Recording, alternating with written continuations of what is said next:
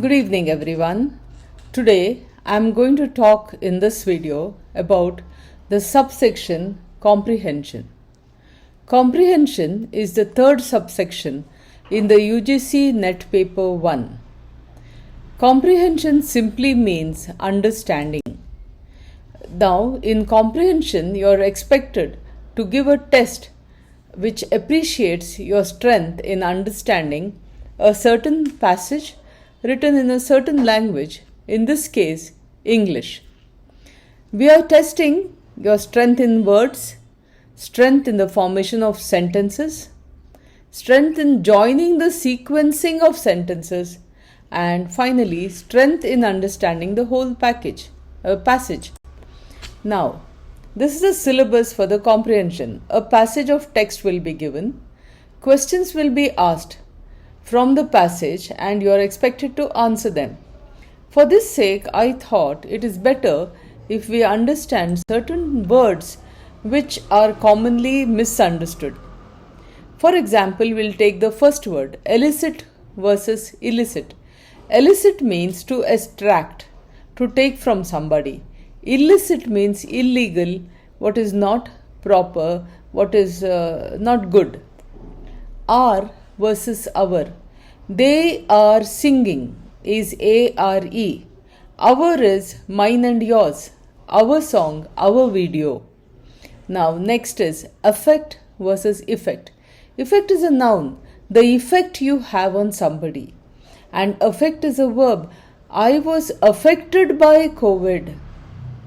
COVID had an effect on me. COVID had an effect on me. E-F-F-E-C-T. I was affected by COVID. A-F-F-E-C-T-E-D.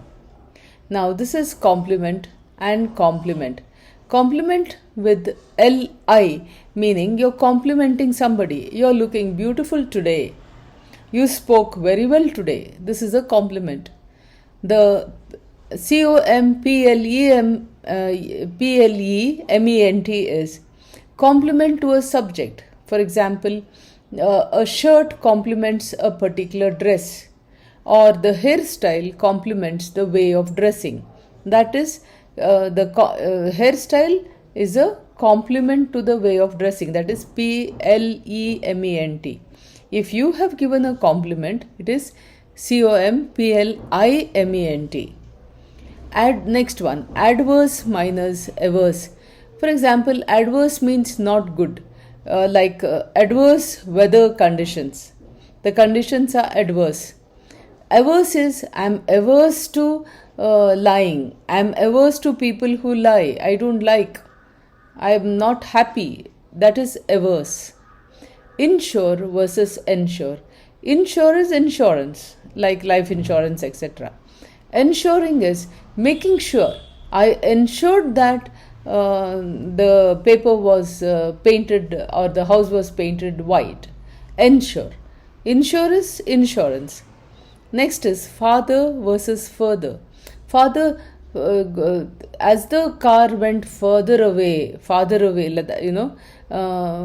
like for example, A is farther than B, like that, F-A-R-T-H-E-R.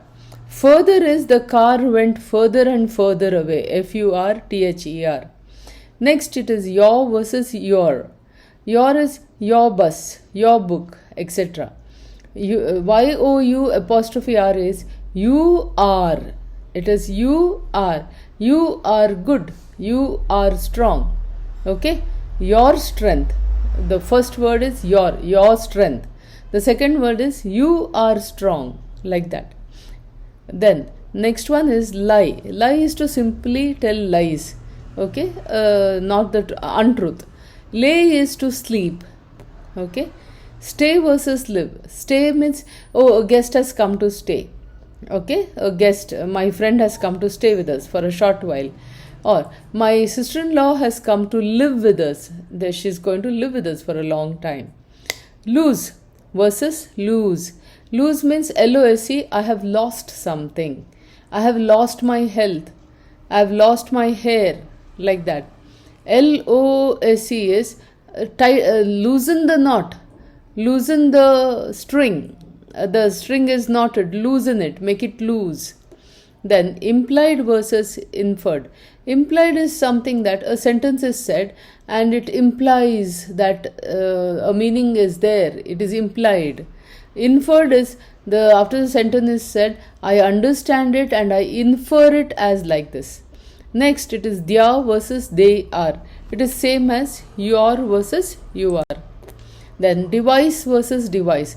Device is a instrument. It could be your laptop, it could be your phone, etc. Device means VISC means devise a scheme. You formulate a scheme. Next is pole versus pole. POLE is a pole, like it's a long, it's a long pole that you put in the ground or something like that. POLLE is polling, like voting. Who versus whom. Who has taken my bag? To is who has taken my bag. Whom is whom. To whom did you give my bag? Okay, to whom did you give my bag? Who is who has taken my bag? Now poor. Poor, PORE means a small hole. POOR is poor, poverty. POUR is pour a drink, pour water. Addition versus addition. ADDITION is adding. Okay, versus subtracting, adding. Addition means a book, addition of a book. Next one is quiet versus quiet. Quiet, QUIET is being silent. Stay quiet, be silent. The QUIT is, it is not quite right. You say no, it is not quite right. It is not quite white, it is off-white. Something like that. Detract versus distract. Detract means take it away from the straight line. For example, go into a curved line means detracting from the straight line. Distract means distract someone. Don't distract me, I'm trying to concentrate. Resume versus resume. Resume means you have stopped some work and you're starting again. That is resume. Versus resume means your curriculum vitae, your biodata. Access versus access. Access means get something. Okay, I have accessed internet. Access means something extra. Okay. Next is role versus role. Role is I'm playing a role. I'm playing the role of mother. I'm playing the role of a father. I'm playing the role of a student. Okay, in a drama, for example. ROLL means there's a stone rolling down the hill. ROLL. Eminent versus imminent. Eminent means an eminent personality. VIP. Imminent means imminent danger. Like some danger that you can be expected soon. This is imminent danger, for example. Stationary versus stationary. The first stationary, NARY, is someone standing without moving, statically, static, stationary. The other stationary, NERY, is pen, pencil, rubber, scale, eraser. All this is stationary. Allusion versus illusion. Allusion means alluding to that issue, means referring to that issue. Illusion means a hallucination, a dream, something like this. Track versus tract. Track means a road, like a sports track, etc. Tract means, I can remember, urinary tract or digestive tract. This kind of tubes in our stomach are tracts. Base versus base. BAC is, base of a tree, base of a bottle, base of something like that, base of the school or something like that. The other BASS is used for a sound, like you have a bass guitar which goes very deep or low. We call it alto in music. Then right, RIGHT is what is right, what is correct. RITE is traditional right. Right means it's a thing that you do, traditional. For example, going a wedding rite. How do you conduct a wedding? That is a RITE. WRITE is, Then collaborate versus corroborate. Collaborate means join somebody. Corroborate means cooperate. Waste. Waste is our waste. We have head, chest, waste. That is the waste. The other waste is garbage, rubbish, etc., which you throw. This is next one is current. Currant means dried grape where the seed is still inside. For example, we say black currants. Black currants are black grapes dried, and we call them kishmish. But in currants still have the seed inside. When there can be in a currant, in dry grapes there can be seeds inside. There cannot be, sometimes there will be no seed inside. So with something with a seed inside, a dry grape is a currant. This current, current, is currently, or the current, water current, how fast the water flows. Next is wander versus wonder. Wander means roam about. WANDER is roaming about. Wonder is, oh my, how surprising. I am wondering how it happened. This is the way. Desert versus desert. Desert is, where there is only sand, there is no rain. That is a desert. Dessert means the sweet that you eat after lunch or dinner, etc. After food, whatever sweet dish you eat is called dessert. Now, preposition. Preposition is, all of you who know grammar, preposition is it, if, etc. And between, all these are prepositions. Proposition is a proposal, like a business proposition. I am giving you a business proposal or a business proposition. Next one is peace versus peace. Peace is, in Hindi it is Shanti, in Kannada it is Shanti, peaceful. Peace is piece of the a small piece of a cake, for example. Liable versus libel. Liable means, if you do wrong, you're liable to answer for your wrong, or you're responsible for your actions, like that. You're liable for your actions. Libel is a legal word. Pedal versus pedal. Pedal is a cycle pedal. PEDAL is a cycle pedal. PEDDLE is peddling some goods, selling some goods. That is pedal. Hoard versus hoard. HOARD means it's like you keep some grains in one go down, thinking when the cost of the grains goes high, price of the grains, I will sell them. That is hoarding. HORD is a horde of people, a horde of animals, like a herd, like that.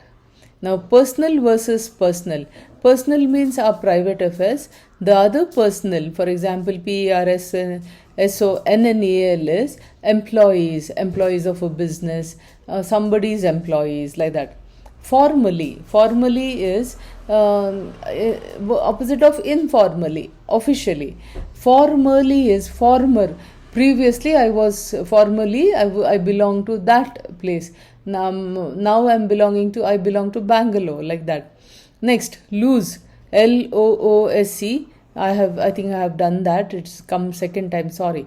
Moral versus morale. Morals are principles. Morale is how to keep up the spirit, like motivation, like that. Fourth, come forth. Please come forth means come forward. Fourth is, number 4. Envelope versus envelope. The ENVELOP is cover something. Envelope someone, or envelope envelope a thing or something, means cover, enclose. Whereas envelope, the other envelope, ENVELOPE, is a cover in which you can send a letter, etc. Now, you see this. Please look at the left side. Understanding the meaning of paragraphs and larger bodies of text. This is comprehension. And then distinguishing between major and minor points. Okay. Now, I have taken some stories from UNICEF website, and thanks to UNICEF, my humble acknowledgements to them. I've taken first now a small paragraph, and we will work on that, and then we'll go to bigger paragraphs and work. Now, this is the heading. What's left after Odette? Returning home to devastation after a super typhoon. So obviously understand that Odette is a super typhoon, and we are talking about people. Who has a home? People have a home. So obviously people are returning home to devastation, means devastation means the harm caused by the super typhoon must still be there, because we are talking about returning to devastation. It was the week before Christmas when Typhoon Odette made a landfall on the island of Siargao in the Philippines in December 2021. So please remember, Christmas is in December. So in December 2021, island, Philippines. Keep this in mind. 3 years on, families are still struggling to rebuild their lives as they confront the impacts of climate change, water shortages, and forced relocation. Keep this in mind. There are 3 things that they are struggling from. The changing climate is causing natural disasters to occur more frequently and with more intensity. Children are the most, remember this, changing climate is causing the natural disasters. And then children are the most vulnerable to the urgent crisis by this event, etc. But hope prevails. We'll go to the next slide and see this thing. What is the typhoon known as? Your answer would be, the typhoon is known as, the typhoon is known as Odette, isn't it? Then, when did the typhoon occur? These are the possible questions they can ask you. It was just before Christmas in December 2021. How many years has it been since the typhoon? The answers are easily available. Where did the typhoon happen? It is given. What are the difficulties that the families are confronting? We saw, as we read, there are 3 things that the families are confronting, and that's your answer. Who are the most vulnerable? Children, of course. What is causing natural disasters to happen? We read that it was climate changes, isn't it? And what is the positive note that the author talks about? They talks about hope. The author is talking about hope. Now this is one comprehension I have finished. We'll come to the second comprehension. This is, you have to remember, what I have given up there is some points on how to do comprehension. It is not the title of the content. Understanding the meaning of paragraphs and larger bodies of text is important for you in comprehension. I have given UNICEF there because I have taken again this story from UNICEF. The scale of the tragedy in Sudan is difficult to overstate. So we are talking about the tragedy, and there's a scale of tragedy. So the scale must be pretty large. Devastating violence and insecurity erupted in April 2023. Remember, April 2023. Forcing millions of families from their homes in search of shelter, food and safety. Now, please remember this as you read. They are searching for shelter, food and safety. So, millions of families from their homes have, why? It is violence and insecurity. Insecurity has come because of the violence, obviously. Sudan is now grappling with the biggest child displacement crisis in the world. So what is Sudan grappling about? The biggest child displacement crisis. And how many? An estimated of 5 million children forced from their homes. More than 1 million have fled across the country's borders. These are not just numbers. They represent millions of stories, hopes and dreams. Almost 18 months into this brutal war. So why is the devastation there? Devastating violence because of a brutal war which is 18 months old. These dreams are on hold as the turmoil continues. Now let us see for this paragraph or comprehension what could be the questions. I have given simple questions with specific answers so you can understand and you can study. What is the scale of the tragedy in Sudan described as? The word is clearly given. I would like you to see. What is the cause of the tragedy? You know, we studied the devastating violence. Why are families fleeing? Because they are looking for. Why are families fleeing Sudan? Because they are looking for 3 things. It's clearly given in the paragraph. What is the biggest crisis faced by Sudan? Child displacement. Why? Because of the violence. What do the displaced numbers signify? It is given there. And since how long has the turmoil been happening?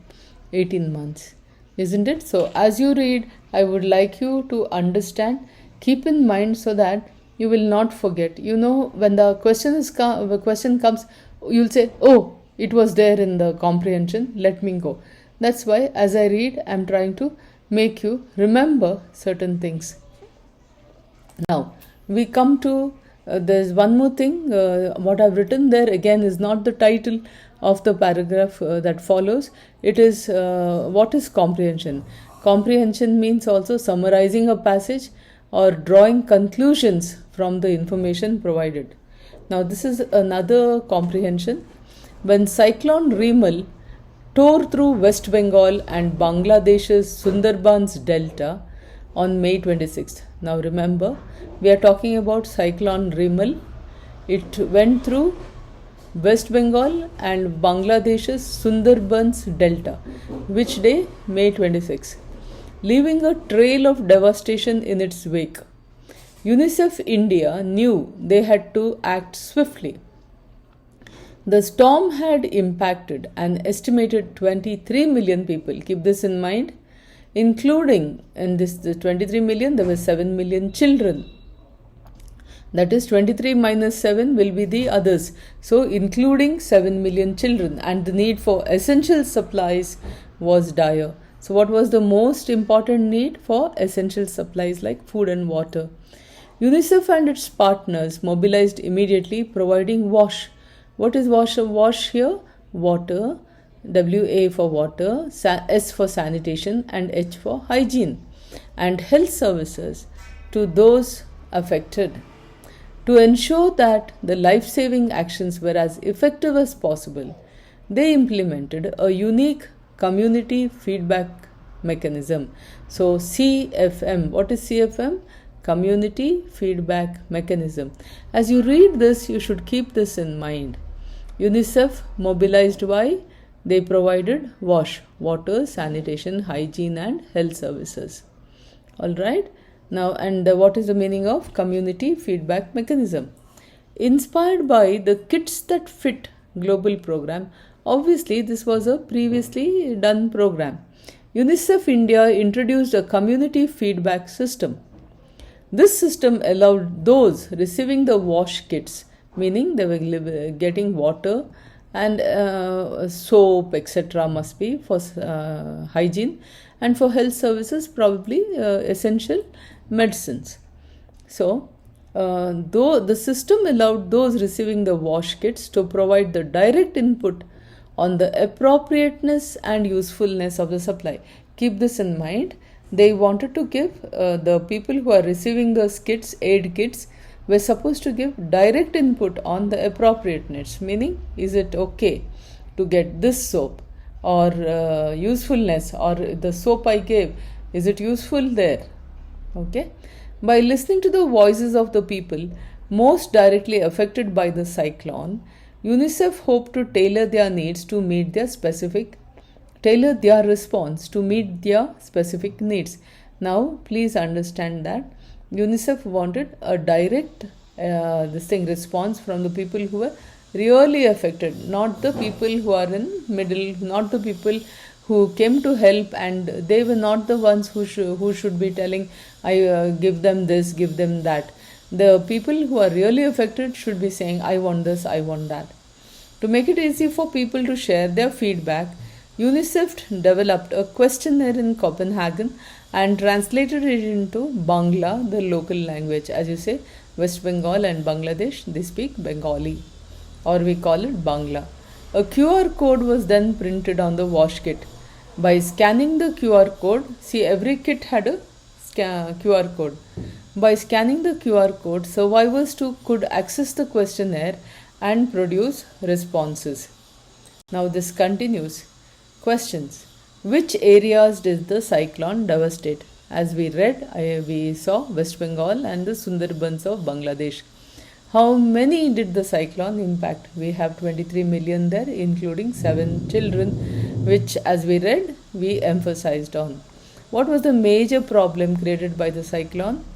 We talked about food, isn't it? What help did the UNICEF provide? They provided wash kits, like water, yes, and hygiene, and this one, what to say, supplies and health. It is clearly given in the previous slide. What was the system implemented to make the aid effective? A feedback system, which is called the CFM. How did this system work? The direct beneficiaries and the direct people who were directly affected by the cyclone could reply as to what they want. How did UNICEF tailor their response to people's needs? They made a questionnaire which the people could answer online. How did people access the feedback system? Each wash kit had a QR code.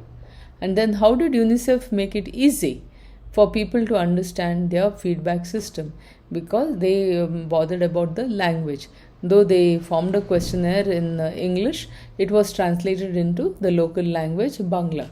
So with this, you have answered another comprehension. Now the final comprehension in this video is this one. What you see there is some points. For example, in comprehension, you have to do reasoning from incomplete data to infer missing information. And you have to understand the structure of a text in terms of how the parts relate to one another. Now this comprehension paragraph is slightly longer than the ones I have given before. I started with a small paragraph and I'm graduating you all into a larger paragraph, and as I read, I'll tell you what to emphasize on. If children aren't eating the right foods, why can't parents or even children themselves simply choose to prepare and eat healthier foods? So we are talking essentially about healthy foods, and we are talking about the concept seems to be of children not eating the right foods. The answer lies in understanding food environments. So what do you need to understand here? Food environment. When we look at a food environment, in other words, all of the factors that influence a family's food choice, from what is available in their area, to how much money they have, to what foods are convenient or familiar. Now you see, this is the food environment. What is available, how much money they have, that is purchasing power, to what foods are convenient or familiar. We see that diets are far from being a matter of simple personal preference. It's not like I want to eat a dosa, I'm going to eat a dosa. The dosa from what is available means dosa should be available. The money, how much money they have means there should be enough money to buy a dosa. Or to what foods are convenient or familiar, meaning dosa should be convenient or familiar.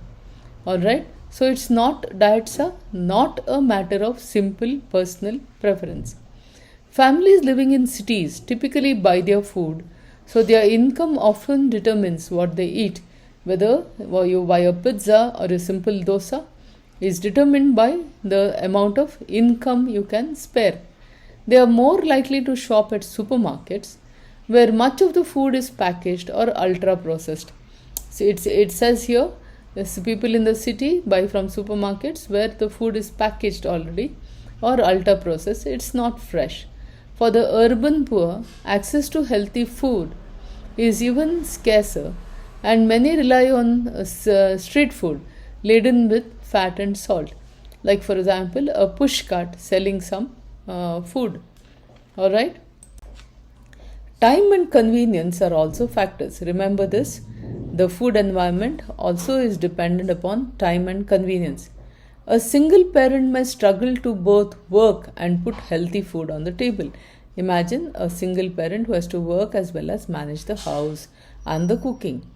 Rural women in particular are often forced to balance unpaid farm work with their role as primary caregivers. You see here, rural women do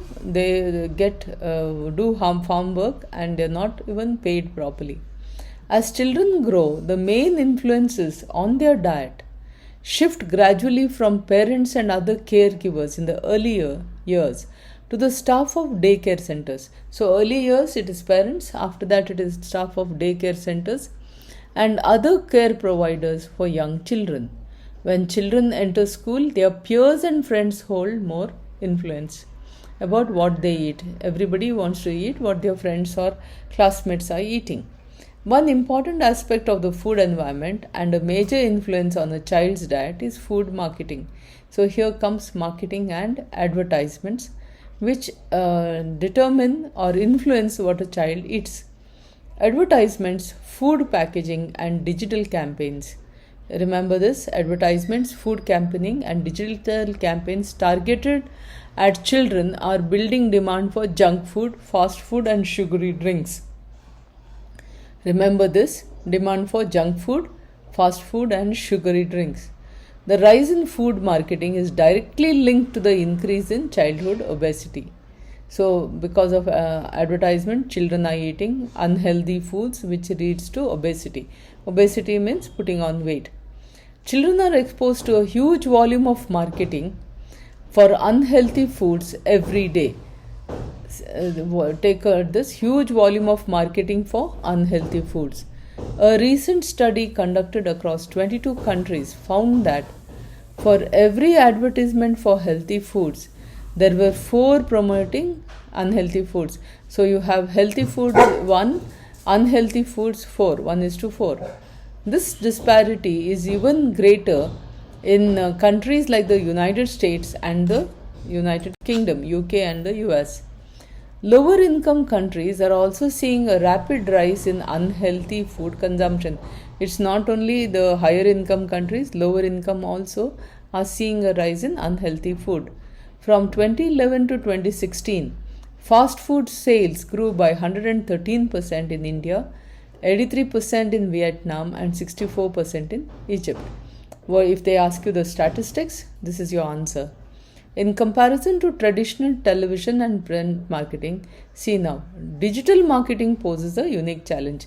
So the biggest problem here is digital marketing.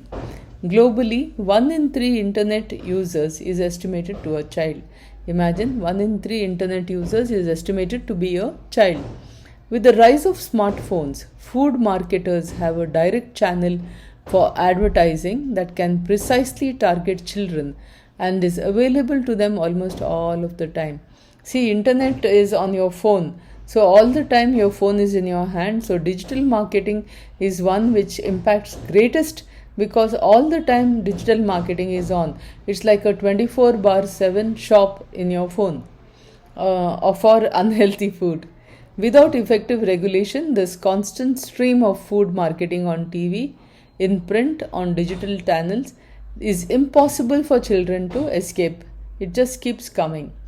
Government legislation appears to be the most effective way to reduce unhealthy food sales. So what is the best way to reduce unhealthy food sales? Government regulations.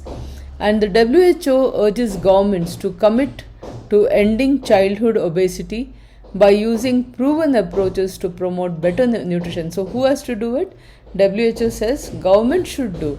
How? Promote better nutrition and regulate the marketing of unhealthy food to children. So WHO says take care of the children. Governments, it's government's responsibility.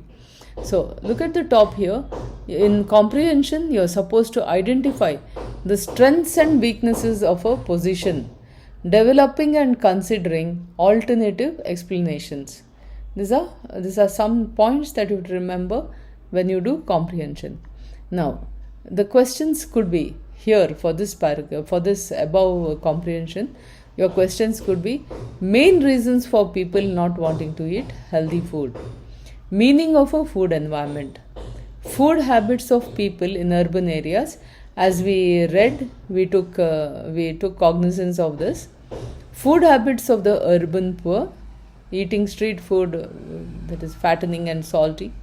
What are the 2 factors? Time and it is very clearly given. How do single parents and rural women deal with the food situation? Explain the food situation of growing children.